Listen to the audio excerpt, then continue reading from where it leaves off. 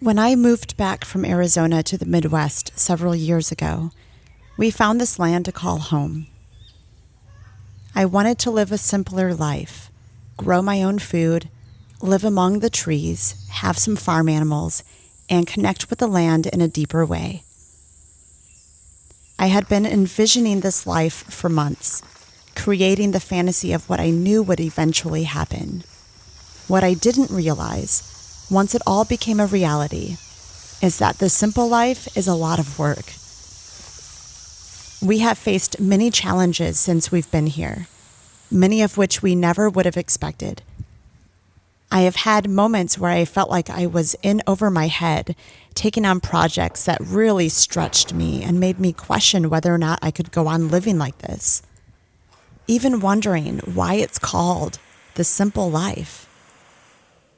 But even though it's far from simple, I have found it to be the most rewarding.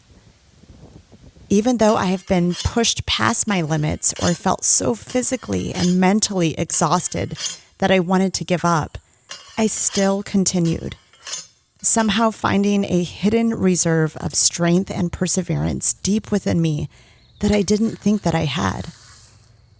It has made me stronger and more resilient. I think about this every time I'm in the garden with the plants. When a plant goes without water for a while, to the point where it begins to droop and looks as though it will barely survive. But when it finally gets that long-awaited drink, it bounces back, even stronger than before. Through gardening, I learned that when a plant has to wait so long for water, it forces the plant to dig deep, spreading its roots deep within the earth as it looks for even the smallest trace of water. Because of this, the plant gets stronger, bigger, and healthier. It's more grounded and able to withstand anything that comes in its way. When we push through the unknown, or the things that are hard or uncomfortable, it also makes us stronger. We too grow and become even more grounded in our abilities as we discover more about ourselves than we ever thought was possible. It puts life into another perspective, knowing that no matter what comes our way, we can handle it. We will get through it, and we will be stronger because of it.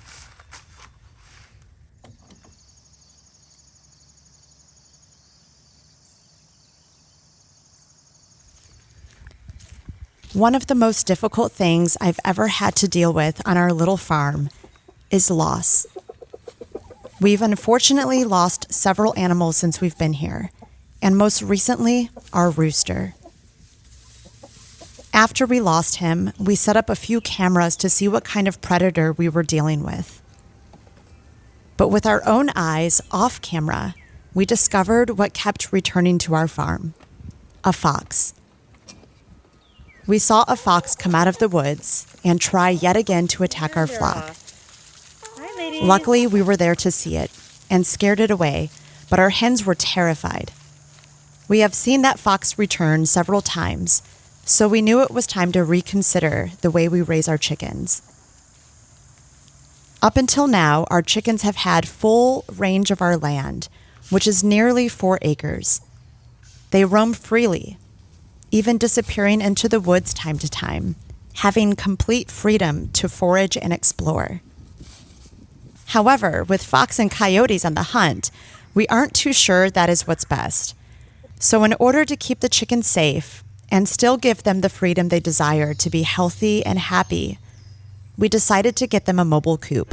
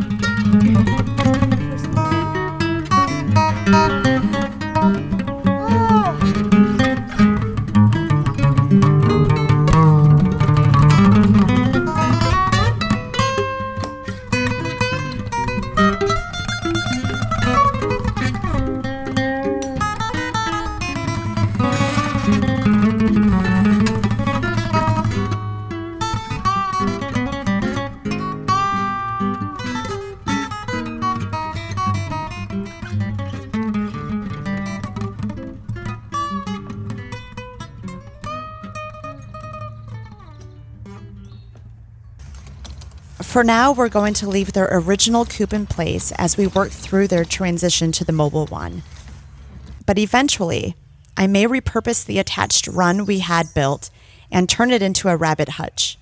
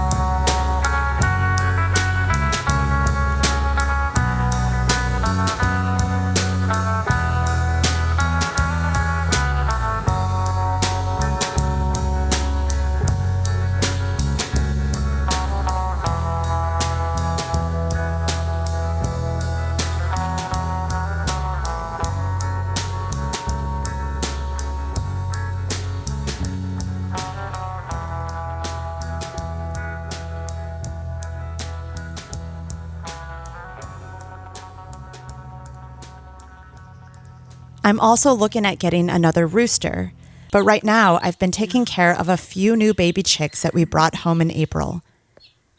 They were a day old when I got them, so they're not quite ready yet to be outside, but in a few more weeks, they'll have even more of their feathers, the weather will get even warmer, and then we'll be able to introduce them to the rest of the flock.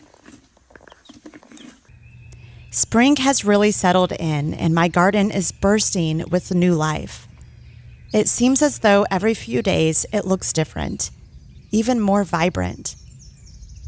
I'm trying to stay ahead of it all, making sure I get outside every day, walk through the garden, touch and feel the plants, even talk or sing to them.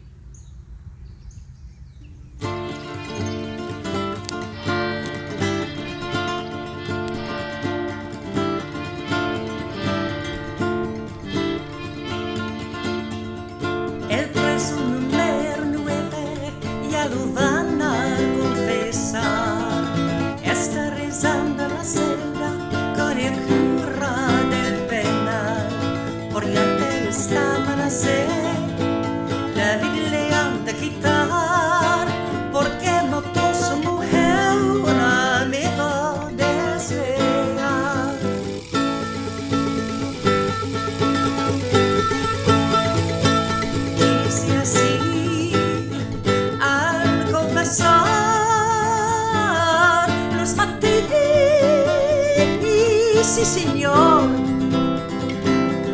y si vuelvo a nacer, yo los vuelvo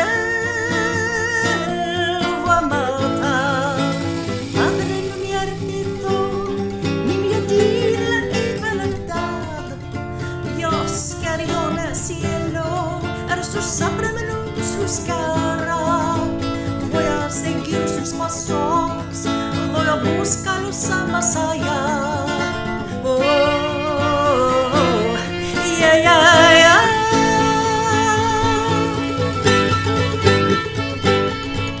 El preso número 9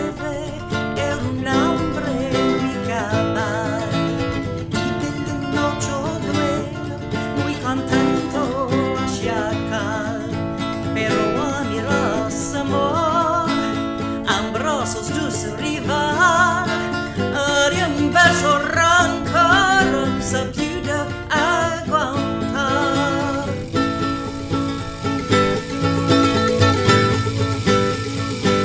Al sonar éclairé se fermait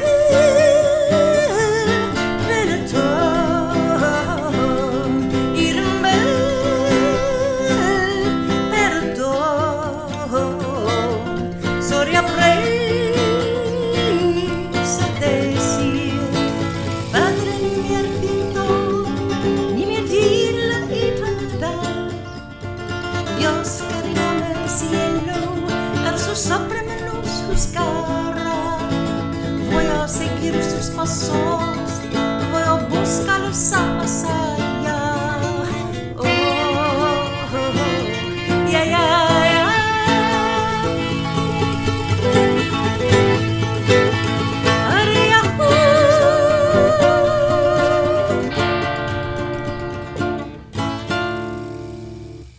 As the weather gets warmer and the land magically transforms, I'm excited to see what summer will bring this year.